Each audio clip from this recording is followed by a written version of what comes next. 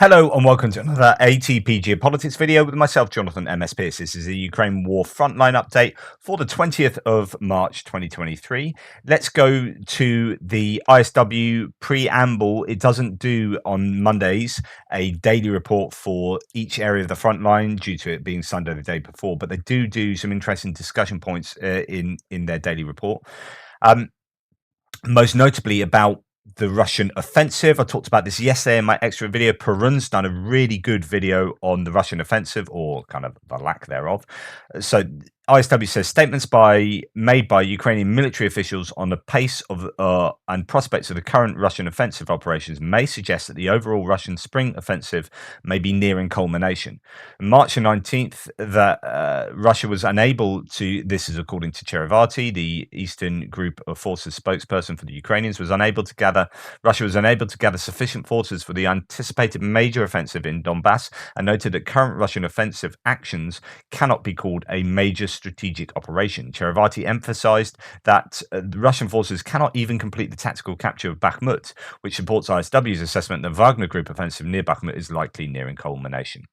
The Ukrainian General Staff similarly noted that Russian military leadership is in a hurry to send reinforcements to Vuhledar and has been creating a storm detachment within the 37th Separate Motorized Rifle Brigade, which will presumably deploy to the Vuhledar area on March 24th. The ad hoc reconstitution of existing units for redeployment to Vuhledar, as well as the apparent creation of sub-brigade echelon special formations, suggests that Russian combat capabilities in Western Donetsk Oblast are greatly degraded. It talks a little bit about Avdivka, about how they're trying to draw people to Avdivka. But although they are making some success there, they've also been massively degraded around Avdivka themselves. And it sort of finishes this idea with the overall Russian spring offensive is thus likely approaching culmination. Ongoing Russian offensives along the Kupiansk-Kreminna line around Bakhmut and along the Avdivka Donetsk city and Vuhledar front lines have failed to make more than incremental tactical gains in the first few months of 2023. Russia has committed the approximately 300,000 mobilized soldiers called up by partial mobilization in September 2022 for the purpose of pursuing exactly such a spring offensive to these various offensive efforts. If 300,000 Russian soldiers have been unable to give Russia a decisive offensive edge in Ukraine, it's unlikely, highly unlikely, that the commitment of additional forces in future mobilization waves will produce a dramatically different outcome this year. Ukraine is therefore well positioned to regain the initiative and launch counteroffensives in critical sectors of the current front line. So when I was talking about the Russian offensive, I was saying, look, guys, gear yourself up for some serious losses for the Ukrainians over the coming months, because the Russians are going to go on an offensive. And this is what happens with offensives. It's push and shove. It's to and fro, ebbing and waning. Now, I was thinking, well, we could see Sloviansk, Kramatorsk, Konstantinivka fall. We could see the Russians push to the Luhansk and Donetsk borders quite convincingly. A few months later, they still haven't taken Bakhmut. They've advanced a few kilometers to the west of Kreminna. They've not really done anything around Kupiansk. They've been spanked in Vuhledar, and they've taken a few kilometers to the north of Avdivka. Marinka is broadly where it was 2 months ago. Like, I can't begin to tell you how underwhelming this offensive has been. Like, truly, truly underwhelming. This is a Russian failure. It's an overt Russian failure, and I will call it out for that. Now, pro-Russian voices might say, "Well, it's coming." Well, okay, where is it? Where are the forces? Where are the troops? Where's the equipment? Where's the ammunition? All of that. Where is it? And where's the evidence of this? We've seen an uptick of offensive actions and an uptick in losses of Russian equipment in February and March.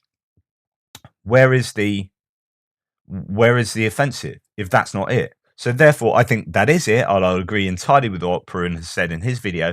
We've seen the offensive is pretty much looking like it's coming to a close, because we've seen a downtick over the last week of daily attacks. Today, I think there was yesterday there was only 70, day before 83, which is far off what it was previously. And so everything is pointing towards this being the culmination of their offensive. And that leaves Ukraine in a far better position now than I was predicting them to be for their own counter offensive. If the Russians have exhausted themselves, they will not be as able to commit forces to defensive operations to repel the Ukrainians here. Just absolutely incredible. Anyway, let's go to the front line, to the northeast sector, which is the Kupiansk to Svatova to Kreminna front line here. I've readapted my map to fall in line with what Andrew Perpetua says and Noel reports as well, which is that basically Liman Pershi is swapping hands, it's contested, and in fact, Khrannikivka is interesting what Andrew Perpetua says here. He's done quite a lot of updating today, so I'll be drawing on him quite a bit. Some basic updates from the past week. First, the Kupiansk area, Russian forces have been degraded by artillery to the point where they are no longer a realistic threat to capture Kupiansk. Ukraine withdrew forces from Khrannikivka, the Blue Arrow, but Russians cannot enter the town. So this is the idea that actually Khrannikivka is a bit of a grey zone, that although there are no Ukrainian forces there, the Russians are absolutely pinned down. The town is zeroed in by Ukrainian firepower, including ATGMs, anti-tank guided missiles, tanks, mortars, and artillery. Russians are sticking to the forests around the town and loudly proclaiming a victory on social media. I think that's a really interesting synopsis of what's going on there. And so I've adapted my map to show that Liman Pershi could well be contested. It's a grey zone, so neither Russian nor Ukrainian. Defmon, as a pro-Ukrainian mapper, still thinks Sinkivka is under Russian control, and I've not seen any evidence of that whatsoever. And it could be that Khrannikivka is somewhat contested, given that Russians struggle to actually control it, to actually have presence there.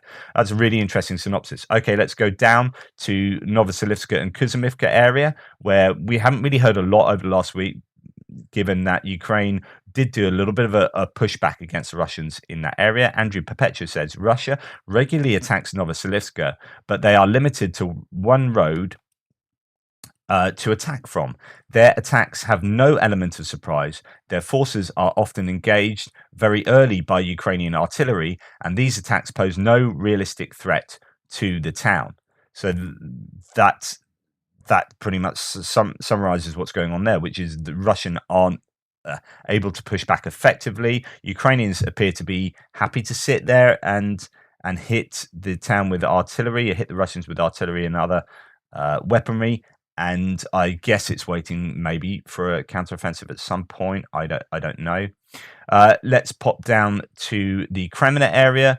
So as we come down on my map here, we pass Ploshchanka and Chivonopopivka that have seen some marginal Russian gains over the last few weeks, but it's literally the odd field. Same with the Dobrova area, the odd field, nothing to write home about. Andrew Perpetua says in the Kreminna area, there's active fighting in the forests south of Kreminna. Russia is attacking from Shiplivka in the east and Kreminna in the north. They also attack west from Dobrova and west from toward Yampolivka and west from Chivonopopivka. So there is active Russian pressure around here. But, it's only resulted, as he continues to say, in minor success. So Russians have had some minor successes in pushing Ukrainian forces away from Chivonopopivka, and some sources say that they have moved a bit closer to Yampolivka, although I had that area marked already as Russian-controlled. And then he goes on to the Bakhmut area, which we'll come to soon. So that is to say that usual activity around here, but again, not a lot of gain for the Russians around here, really lacking in much success. And indeed, Suryat Maps, the pro-Russian mapper, starts in Bakhmut, so says nothing about any activity north of Bakhmut. Rebar, the pro-Russian source, says, so going back up in the whole sort of what they call the Starobilsk area, says in the Kupiansk sector, the Russian armed forces are advancing the Khrannikivka area, having taken control of several strongholds. The armed forces of Ukraine are transferring fresh units of territorial defense in the line around there and continuing the withdrawal of troops on the right bank of the Oskil River. Rebar also talk about fighting continuing around the Zuravka Gully area, which is this area around Ploshchanka just to the south there. So other than that, it is basically time to head to Bakhmut. And we come to see that there is some movement along the front lines around there. Not as much as there has been previously, but a little more than the last couple of days. Let's look at a few sources to see what's going on. So around Bakhmut, says Andrew Perpetua, pro-Ukrainian source, Russian forces are moving northwest towards Orikovo, Vasilivka, Hryhivka, and Novomakovo. They have taken control over several forest strips along this way, the dark red area. Ukraine is successfully defending Bakhmut itself and its supply roads. Remember, Andrew Perpetua has been fairly critical, saying that actually Ukraine should have withdrawn by now. Previously. So within the city, I don't know of any particular Russian successes. One of my sources wrote to me that Russian assaults in the south were sloppy and they have failed to build adequate defenses to hold them in the long run. I can't confirm if this is true. It is a data point. In the south, Russia is attacking towards Ivanivska. They may have made some minor successes here. I was very conservative in my estimates in Ukrainian counterattacks in the past. So if Russia has had success in the past few days, it's within what I already mark as Russian controlled.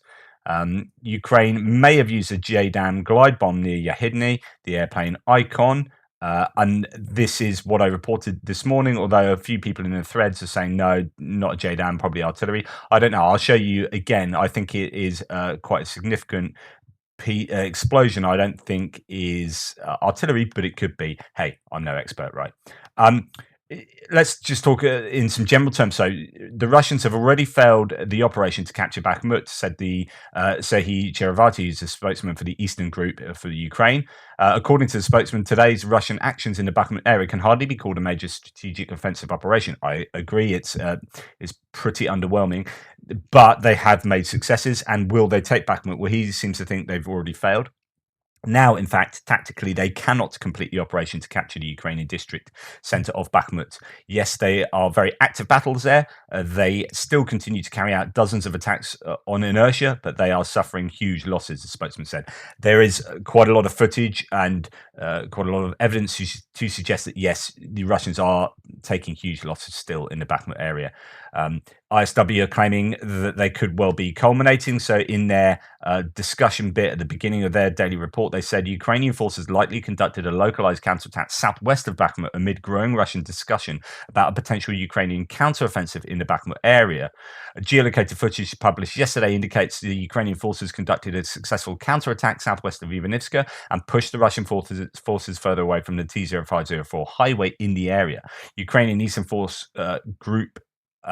Eastern Group of Forces spokesperson Cherevati reported that Russian forces conducted 25 attacks in the Bakhmut area on March 19th, but Russian forces likely only secured marginal gains. Actually, 25 is fewer than there have been previously. Russian sources amplified footage on March 18th, alleging to show a column of Ukrainian armored vehicles along the T-0504 southwest of Konstantinivka.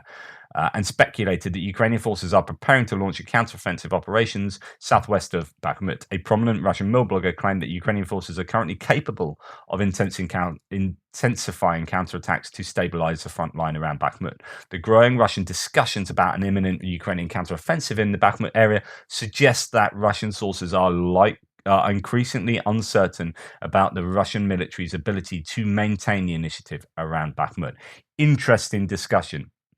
Again, what are we going to see over the next few days?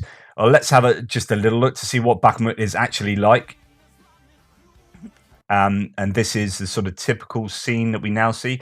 Only a few weeks back, areas in Bakhmut were actually fairly clear of this kind of rubble and detritus. I think the shelling over the last couple of weeks has moved Bakhmut to be more similar to, or on the way to being, a kind of Marinka. Obviously, some time off and probably with higher buildings in Bakhmut than in Marinka. But yeah, you're starting to see a lot more rubble and destruction in Bakhmut itself. Def Monpro, Ukrainian source, says Bakhmut. Picture one, the blue arrows indicate the direction of shooting and red circles indicate the targets. So here we have, it's talking about over here. Yellow line is the estimated Russian progress March 10th. So I'm not quite sure what it means there. This might be in the next image. Bear with me a second. Yep, there we go. I had a special moment there. So we have shooting towards here, but you can see that while there is some progress, March, that's 10 days ago, it's not a massive amount of progress. He goes on to say this image shows a difference in Russian forward lines dashed between orange March the 10th and red March the 19th. So again, not huge, but there is still incremental gains. So it's slow but steady, and that's still a threat for the Ukrainians, of course. Now, war monitors marked a whole bunch of attacks, but of course, this is going to be happening the other way as well. So don't think this is particularly special. Ukrainian artillery hit and destroyed a Russian position northeast of the Bakhmut across the river. Ukrainian special forces continue to be in heavy battles just east of the river, repelling assaults. And then Ukrainian artillery hit and destroyed an assault group of Russian forces who were heavily utilizing automatic grenade launchers northwest of Bakhmut near Yahidny. So that's near where a potential J dam took place. In fact, I don't know if that's referring to this. So this is the claim. This is perhaps a J dam.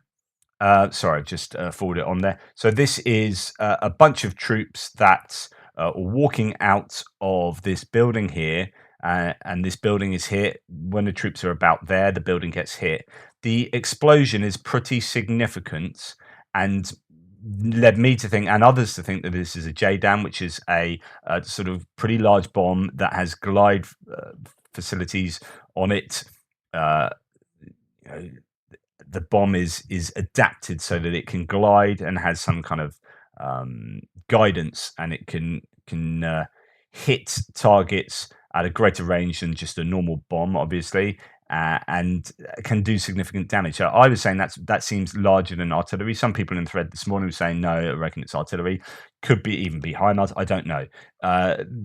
Discussion is open, but that's a potential JDAM that took place here.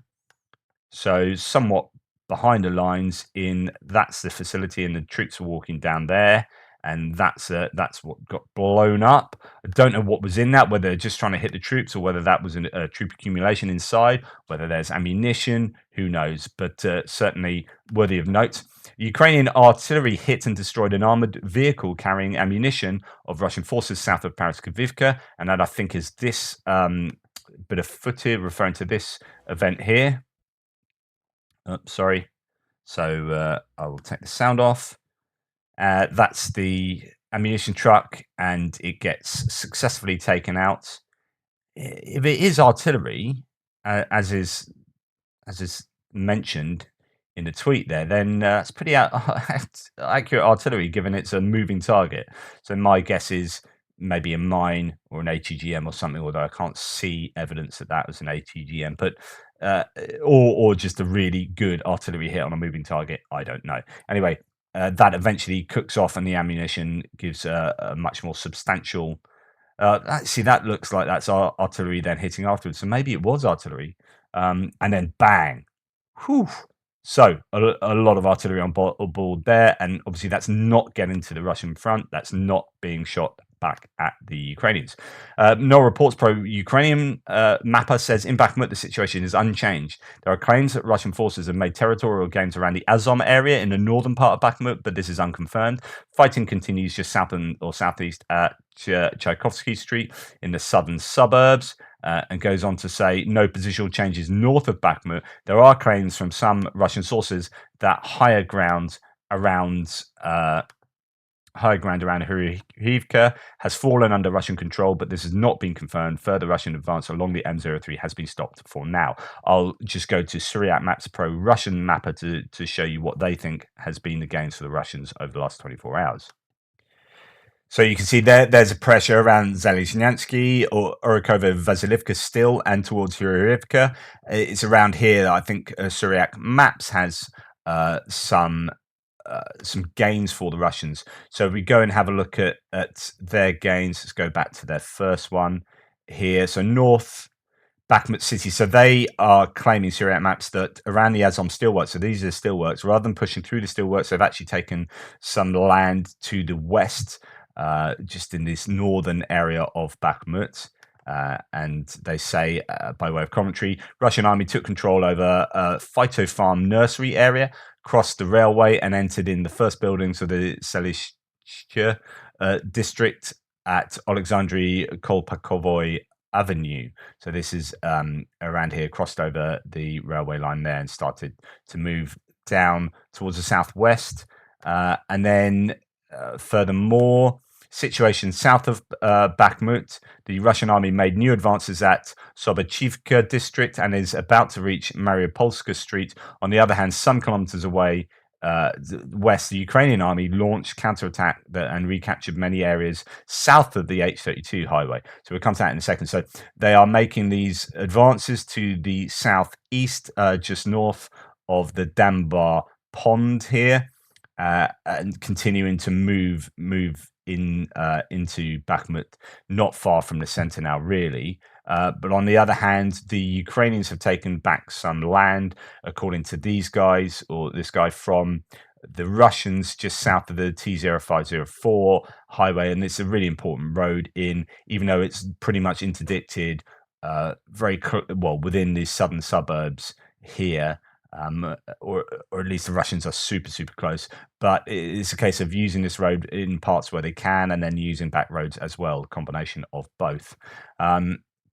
And it goes on to talk about Avdivka. So that's the situation in Bakhmut, as according to the mappers. We also have the claim that people in Chaziv Yar, officials have announced that children and families are in the process of being evacuated towards the west as the battle in Bakhmut rages on. So that's quite significant. If they're doing that, then are they definitely ramping up for a counterattack around Bakhmut, or is that the sort of what you would do if you were expecting Bakhmut to fall and for the Russians to then move on towards Chaziv Yar and attack Chaziv Yar? If you're starting to evacuate there, I don't know what that tells you. My summary, I guess, of the whole of Bakhmut is incremental advances, not significant, but still incremental advances are squeezing the remaining defenders in Bakhmut, and it's all about supply. There's only any point in them being there if they can continue to get supplies, which is why I think you're seeing the Ukrainians work hard to alleviate this road coming to the south. No real news about Kromove and what's going on there, but certainly difficult. In Bakhmut is again the question: is there going to be a Ukrainian counterattack? Moving on to Avdivka, which is further down to the south here, past Tourette's, Shumi, New York. It's all about Krasnohorivka in the northern area here. As Andrew Perpetua says, in the Avdivka area, Russians are moving west from Krasnohorivka to the north. In the north towards Stepova and Berdychi. Berdychi is incredibly important to the defense of Avdivka, with vital supply lines running through the town. So this is that town there. As you can see, supply routes coming down into Orlivka and then to the east to Avdivka. So this is important area. So Stepova would be a really key place for the Ukrainians to keep defending. As you can see here, you have the road coming down there through Berdychi. You've also got the railway line coming down past Stepova.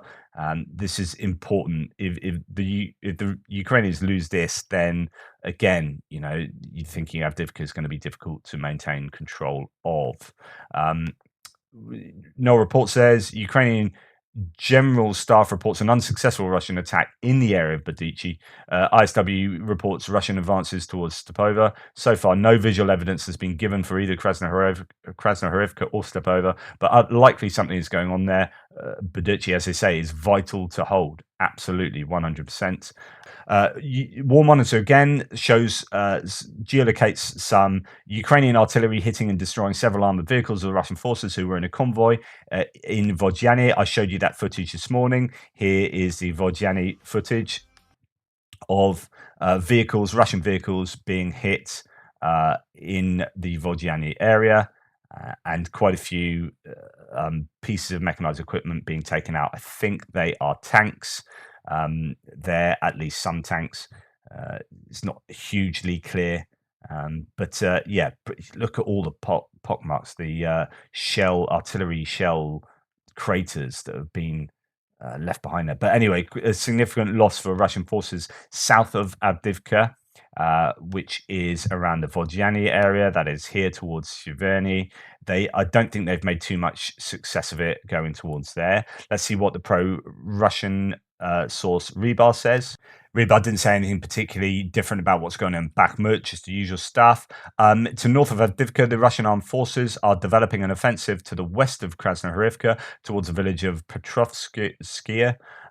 That's still Skoya, that's the Russian spelling. The armed forces of Ukraine are making unsuccessful attempts to counterattack in the area of Vodyania and Opitny by territorial defense forces. Well, we have seen some video footage to suggest that's not the case. And then that's pretty much that. It's now worth going to look at Syriac pro-Russian mapper saying the situation north of Avdivka city. Russian forces and DPR forces made new advances south of Krasnohorivka and west of Vesely, and the towns, and have already reached the dumps east of Avdivka, the waste landfills. So this is this kind of area here. Rather similar to Bakhmut again. It's like a second Bakhmut, this. That's the information that's going on there. We'll move down to Marinka, which is not too far. This is what's the sort of stuff that's going on in Marinka. I don't know who's doing the firing here, but these are autocannons.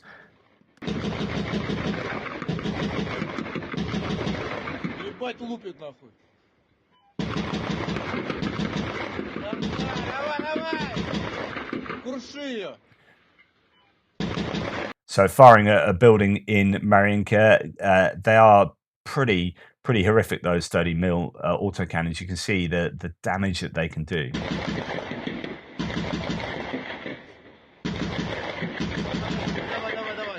And you wonder why Marinka looks like a complete rubble-strewn hellscape, and this happening on a daily basis. But you can see that those 30 mil rounds, I don't know what rounds they're using, but they are, you know, lighting the place up as well. And there's not going to be a lot left in there anyway. Pretty devastating stuff, that's for sure. So that's Marinka, but I don't have too much detail on what is going on there. So in the absence of explicit details about Marinka, let's come down to Vuhledar. And we can return to Andrew Perpetua, who says, near Vuhledar, one of my sources told me Ukraine captured the northern dachas about a week ago. Recently, Russians have attacked in this general dacha area, but generally speaking, it seems Russian attacks in this area are quieting down due to the catastrophic casualties. So that is, lots of talk has been expended concerning Vuhledar and the losses the Russians have had there. It's you wonder whether that go into the history books as just a terrible bit of military leadership. Anyway, moving on to Zaporizhia area and the Orikhiv area. So let's show you where that is on my map. We're going to come to the west here. There's been quite a bit of activity going towards Polohi and towards or south of Orikhiv. I talked about that. I talked about there being the other day evidence towards Roboterna of a Ukrainian reconnaissance in force unit being taken out there. I showed you this morning YPR 765s being left behind, abandoned and destroyed. So they had a bit of a tough time there. Actually, I forgot to say, true Colombo style, about Vuhledar, that General Staff has said, given the situation under Vuhledar, the Russian military leadership is in a hurry to send reinforcements, so they could be beating ahead further against that brick wall. But anyway, to return to this area of Zaporizhia, Rebar talks about how the attack, the reconnaissance in force attack, was repelled towards Roboterna, and talks about this on Telegram as well, saying, Ukrainian units attempted reconnaissance in force near the village of Robotino. As I say, the accumulation of the enemy was detected in advance, as a result of which the attacking forces were destroyed. And in the area of Chervonoye, the armed forces of Ukraine tried to attack the positions of the Russian armed forces. However, it did not come to a direct clash. The enemy units were dispersed by artillery fire. That's just another example of the kind of attacking that's taking place around there. So that destroyed recon in force attempt is caught on drone footage here. So you can see the Ukrainians had a bit of a tough time there, and that's the remnants of their equipment. On the other hand, and I'm not 100% sure this is in Zaporizhia area, and in fact, there are some Russians claiming this is Ukrainian equipment, but I don't think it is. I think this is Russian equipment getting taken out. Yeah, thanks for that. I was telling you about this. I was showing you this morning. I think there's as many as 5 BMPs taken out in this exchange, with one eventually getting taken out either by an ATGM or a mine. First of all, there you can see it gets hit, but then it gets hit again, and it's really pasting away there. And Bosch gets hit. So I would probably think they're mines set up, but it might not be, like the Palm mines that send rockets just from the side, but it could well be ATGM. But what's interesting about this footage, as I mentioned earlier, is that despite a vehicle being hit twice by munitions, everyone's alive inside. They do a good job, even these older BMPs, of protecting those people. Even though the BMP that it's done, it's had its day now. But those people have survived anyway. So there is. Basically, is what I'm saying is there is quite a bit of activity going on in the area.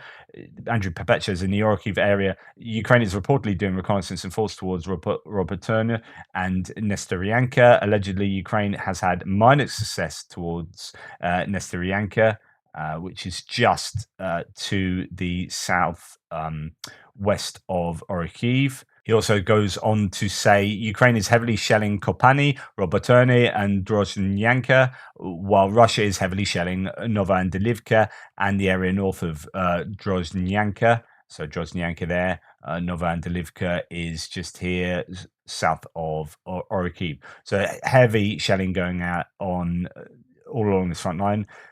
So I think it's interesting to see whether the Ukrainians are definitely thinking that this could well be the scene of one of their counteroffensives in the late spring. I would think this, certainly for me, be one of their best choices to attack. I've talked about this previously.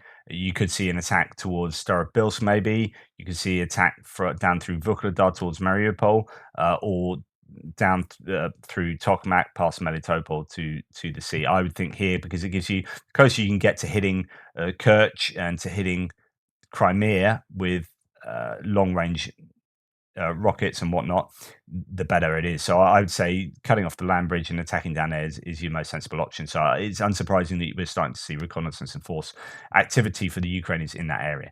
Anyway, that's the Frontline update. Thank you so much for bearing with me. It was a long one. Please like, subscribe, and share. And I will be back to talk to you later with a Ukraine War Extra video.